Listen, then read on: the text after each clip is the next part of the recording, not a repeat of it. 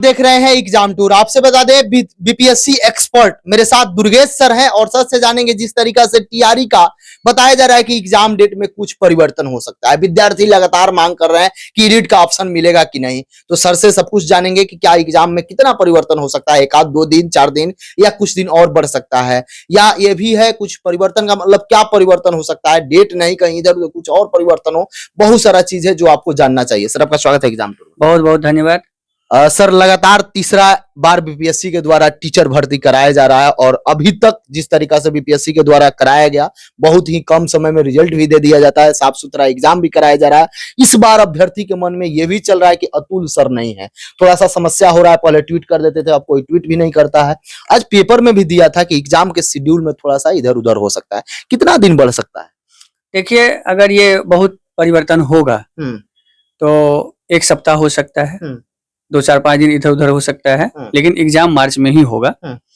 जहां तक रहा कि मान लीजिए कि अतुल सर हैं या नहीं है, तो सबसे बड़ी बात है कि बीपीएससी जो है सो एक मानक संस्था है, उसमें जो है सो लोग आते रहते हैं और मुझे लगता है कि अतुल सर ने जो एक मानक रखे हैं उसी मानक को रखने के लिए इतना देरी हो रहा है कि कोई फुल फ्लेजेड जो है सो चेयरमैन आए और इस चीजों को बेहतर करें। अब आते हैं हम लोग टीआरई 3 पर।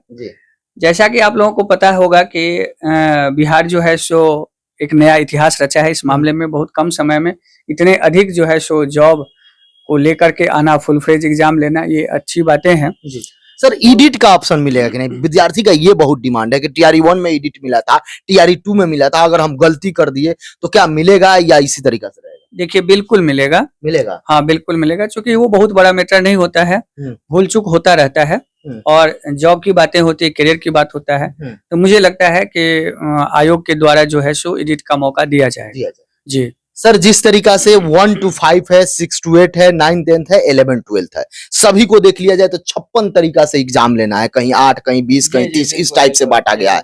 1 to 5 में 8, उसके बाद 20, उसके बाद 30, इस टाइप से करके बांटा गया है। सर उसमें देखा जाए तो सबसे अधिक कंपटीशन सर 6 to 8 में है, उसके बाद 1 to 5 में है, फिर 9 10th में है, फिर 11 12th में है। 11 12th में कम है सर कंपटीशन। सर बात करें कंपटीशन का तो ये तो कंपटीशन हो गया टोटल सीट, टोटल विद्यार्थी का। यदि विषय सब्जेक्ट में देखा जाए तो सबसे अधिक कहाँ कंपटीशन, किस किस सब्जेक्ट? देखिए, विषय में अगर देखेंगे तो सबसे ज्यादा जो कंपटीशन है, जिसको टफनेस कह सकते हैं हम, वो है आपको हिस्ट्री है, पॉलिटिकल साइंस है, ज्योग्राफी है, इकोनॉमिक्स है, फिजिकल एजुकेशन है, कंप्यूटर साइंस है, लैंग्वेज का पेपर है, साइंस भी है, मैथ भी है। तो इस सब में टफनेस थोड़ा सा ज्यादा रहेगा और इसलिए हम अभ्यर्थी से ये कहेंगे कि इन विषयों पर थोड़ा सा आप फोकस करें और अच्छे से जो है सो इसको तैयार करें, जिससे कि आप कंपटीशन में आ जाएंगे। क्योंकि इन सारे पेपर में अधिक से अधिक लोग जो है सो फॉर्म भरे हैं। जी, अधिक आवेदन हुए और आवेदन की संख्या से ही टफनेस बढ़ता है। अगर मान लीजिए कि किसी विषय में अगर 5 सीट हो और उसमें 3-4 आवेदन हो तो निश्चित है कि सबके सिलेक्शन हो जाएंगे। तो ये सारे पेपर जो होते हैं वो जनरली कॉमन होते हैं। जैसे हिस्ट्री है, कॉमन है, उसके बाद जो है सो पोल साइंस होते हैं आर्ट्स में, ज्योग्राफी होते हैं आर्ट्स में, ये सब कॉमन पेपर होते हैं। लेकिन वही अगर मान लीजिए किसी का संस्कृत भाषा है, किसी का अगर मान लीजिए कि कोई अरबी भाषा है या उर्दू भाषा है, तो वहां पर आकर के थोड़ा सा टफनेस कम होता है तुलनात्मक हिंदी से, अंग्रेजी से, ये सारी चीजों से। तो यही टफनेस का लेवल बनता है। सर 11 12th में कुछ साइंस के सब्जेक्ट हैं जहां पे थोड़ा सा कम कंपटीशन है।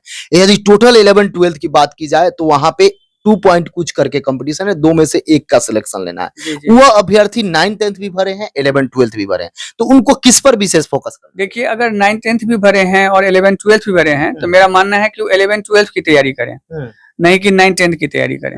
अगर 11 12th की तैयारी करेंगे तो 9 10th की जो रिजल्ट है वो अपने आप हो जाएगा, क्योंकि लेवल जो है अगर आपका हाई रहता है तो आप ये चीज होते हैं। दूसरी बात क्या होता है कि आपके पास समय भी, मौका भी मिल जाता है और आप अच्छे से तैयारी किए रहते हैं 11 12th का, तो 9 10th का रिजल्ट होना ही होना है। इसलिए मेरा मानना है कि अगर दोनों भरे हैं तो केवल 9 10th पर फोकस मत करिए, आप 11 12th से 9 10th पर। इसमें थोड़ा सा कम कंपटीशन भी है। जी, इसमें कंपटीशन भी कम है, क्योंकि इसमें जो है सो 2 पर है, 2 गुना चीजें हैं, तो इसलिए यहाँ कंपटीशन कम है। सर जिस तरीका से 6 to 8 में लगभग 10 विद्यार्थी, एक विद्यार्थी का सिलेक्शन होगा, वहीं 1 to 5 में 7-8 विद्यार्थी हो जाएंगे, 9 10th में 9 विद्यार्थी हो जाएंगे। इस तरीका से देखा जाए तो सब टफनेस बढ़ते जा रहा है। तो उन विद्यार्थी को जो अब मात्र 10 दिन, जिस तरीका से देखा जाए 7 तारीख से यदि एग्जाम होता है तो बहुत कम समय है, 1 सप्ताह 1.5 सप्ताह का मौका है। यदि कुछ दिन बढ़ जाता है तो दूसरी बात है, नहीं भी बढ़ता है, बच्चे उसी को लेकर यदि टारगेट कर रहे हैं तो क्या अब कुछ नया पढ़ लेना चाहिए या केवल रिवीजन पर फोकस करना चाहिए? देखिए, सबसे बड़ी बात है कि इस अभी के समय में आप नया तो कुछ भी नहीं पढ़ सकते हैं, और नया अगर पढ़ेंगे तो आपके स्मृति में रहेगा लेकिन वो उपयोग नहीं होगा। तो इसलिए अच्छा है कि आप जो पढ़े हैं उसको बार बार दोहराएं, जो आपका पेपर है उसको बार बार दोहराएं। दूसरी बात है, जो आपका हिस्ट्री है, कॉमन चीजें हैं, जीएस हैं, इन सबको ज्यादा से ज्यादा दोहराइए, और मैक्सिमम से मैक्सिमम जैसे बिहार है, करेंट्स हैं, इन सारी चीजों पर आप फोकस करिए तो मुझे लगता है कि रिजल्ट अच्छा होगा। और अभी नया चीज तो बिल्कुल नहीं पढ़िए, नया चीज नहीं पढ़िए, बिल्कुल, उससे कोई फायदा नहीं, कोई फायदा कोई नहीं। फायदा। सर, विद्यार्थी आजकल क्या कर रहे हैं, ऑनलाइन का जमाना है, 10-10 घंटा क्लास चलता है, अभी समय है 1 सप्ताह 1.5 सप्ताह का, क्या इस समय केवल रूम पर पैक होकर रिवीजन करना चाहिए? एक सर्वे मैं कराया था कि जो 12 घंटा का महा मैराथन अंतिम दौर में करते हैं या अंतिम दौर में महा क्लास करते हैं 15 घंटा का, 20 घंटा का, उनके अपेक्षा जो विद्यार्थी 5 घंटा 6 घंटा अपने रूम पर बैठ के तैयारी करते हैं या जो 5 घंटा 6 घंटा लाइब्रेरी में तैयारी करते हैं, उनका रिजल्ट ज्यादा हो रहा है, इन लोगों का कम हो रहा है। इसका क्या कारण हो सकता है? क्या अंतिम समय क्लास जो है या कहीं कोचिंग क्लास हो या ऑनलाइन ऑफलाइन, वो थोड़ा ज्यादा दिक्कत होता है? देखिए, सबसे बड़ा बात है कि ये चीज आप कहे हैं, कई बार क्या होता है कि शुद्ध सत्य कहना बड़ा मुश्किल होता है। लोग जो है सो प्रिय सत्य बोलते हैं, लेकिन शुद्ध सत्य यही है कि जितना नजदीक एग्जाम आता है उतना ही आपको अपने आप पर कंसंट्रेट करना है।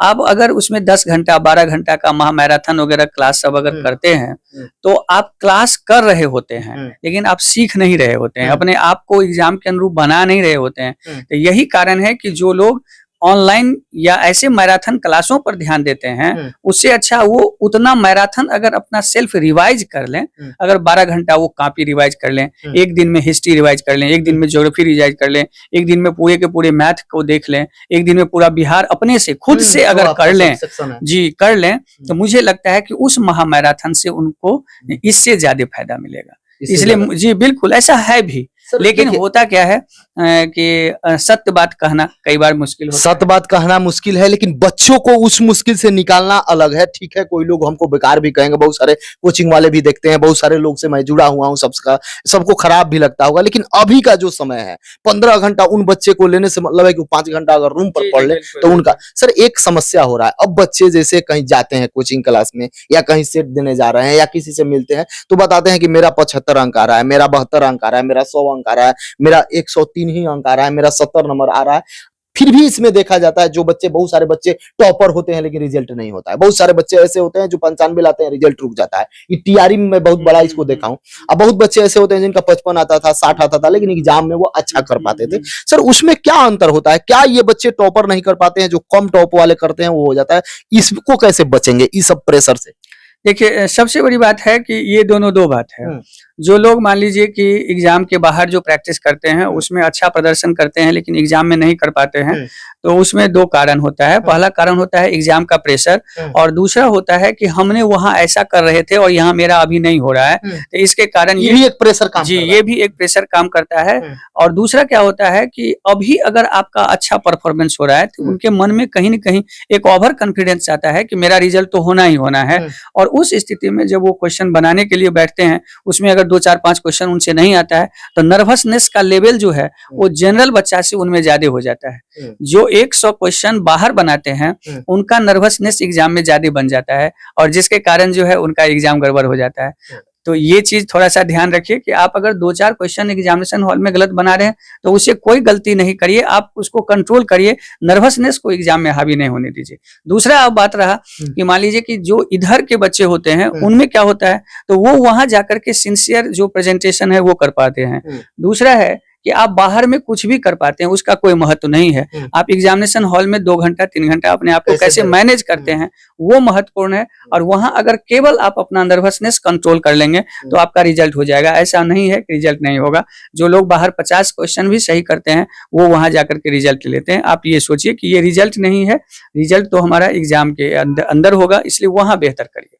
जो भी व्यूअर देख रहे हैं उनसे मैं यही निवेदन करूंगा कि आप 5 से 10 मिनट सब कुछ करते हैं। एक समझिए ये वेटनरी डोज है एग्जाम टूर का, आप जरूर देखिए। प्रतिदिन मैं आपको जो गलतफहमी आपके माइंड में चलता है, जो समस्या आपके मन अंदर चलता है, उसको मैं निकालने का प्रयास करूंगा। क्योंकि मैं बहुत सारे लॉज में बहुत सारे विद्यार्थी से मिलता हूं, उनके अंदर जो एग्जाम का प्रेशर होता है उससे यदि ये 7 दिन 5 दिन बच जाए तो उनका रिजल्ट हो जाता है। बहुत सारे जी एक चीज बताना चाहेंगे कि अभी के समय में जैसे अभी जितना नजदीक आएंगे एग्जाम तो उतना बच्चे में एग्जाम का डर बढ़ता है और एग्जाम के डर बढ़ने के कारण वो मोबाइल पर सर्च करते हैं कि कोई ऐसा सटीक रास्ता हो, तो उसी समय उनको मिलता है महा मैराथन, महा धमाका, महा क्लास ऑफर और उसमें वो घंटों समय अपना व्यतीत कर देते हैं।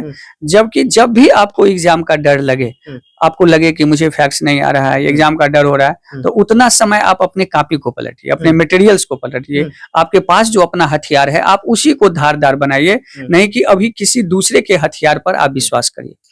एक एक दिन मैं कुछ ना कुछ सर से चर्चा करूंगा ताकि आपका एग्जाम बेहतर हो। बहुत कम समय लेंगे लेकिन वह आपके लिए मोटिवेशन का काम करेगा, वह आपके रिजल्ट बनाने के लिए काम करेगा, वह आपको गिरने से उठाने में काम करेगा। तो यदि आप एग्जाम टूर पर नए हैं तो चैनल को सब्सक्राइब कर लें, लोगों में शेयर करें और दुर्गेश सर से जुड़ना चाहते हैं तो आप जाइएगा और यूट्यूब पर मारिएगा श्रेय IAS पटना और वहां जुड़ सकते हैं।